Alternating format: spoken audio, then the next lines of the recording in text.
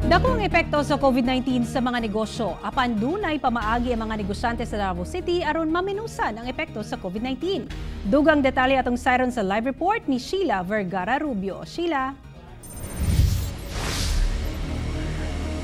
Sara, dili pa man masuta kung unsa na kadako ang epekto sa COVID-19 ngadto sa mga negosyo. Apan flexible kuno ang mga negosyante dinhi sa Mindanao nga mudiskarte aron makabawi sa ilang mga lugi. Aduna may nagsarado na nga mga negosyo karon bunga sa epekto sa COVID-19. Apan sumala sa presidente sa Davao City Chamber of Commerce and Industry Inc., John Tria, nga temporaryo lang kini. Nagtuo siya nga sagad sa mga negosyante, nag-adjust sa kahimtang karon sama sa pagpadayon sa operasyon apan work from home o sama sa mga restaurant nga inay dine-in.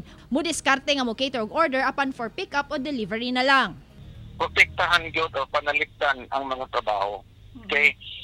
Kabalumanta nga ang Pilipinas, kusog na ekonomiya, tungod kay kusog ang atong consumption. Meaning to say, ang tao nga gagasto, mo ni ang gahatag o kusog sa atong ekonomiya.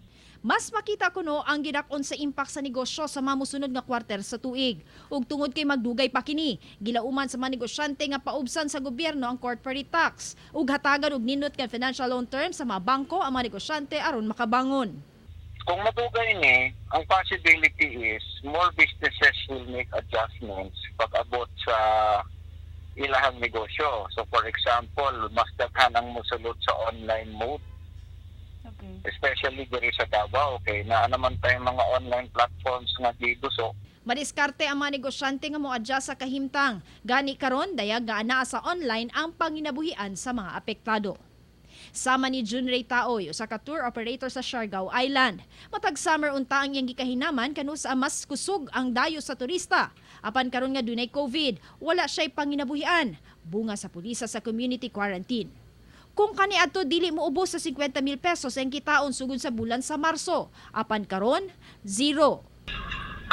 For the month of March, mid-March o April, kanang first week sa April, ang kitaon ako is 50,000. Kita na to siya. Sangnit sarado ang mga resort sa Siargao ug bawal ang tours, busa online selling una ang iyang gikabisihan. Wala na yung mga tours, wala yung mga packages. Maligya lang po dili og kanang mga tortilla gani. Eh pa man ginakaon sa mga puti diri, naghama mga puti po diri. So, change career sa takaron kay wag income lain, sin pait. Sa karon naghunahuna na usab siya og laing plano sanggit posibleng mas mudugay pa ang sitwasyon samtang wa pay bakuna. Sara, di lamang kutob sa plan B ang hunahunahon kundi daghang options kuno ang pangandaman aron makalahutay niini pait sinati karon tul nga dunay COVID-19 pandemic. Sara. Daghang salamat, Sheila Vergara Rubio.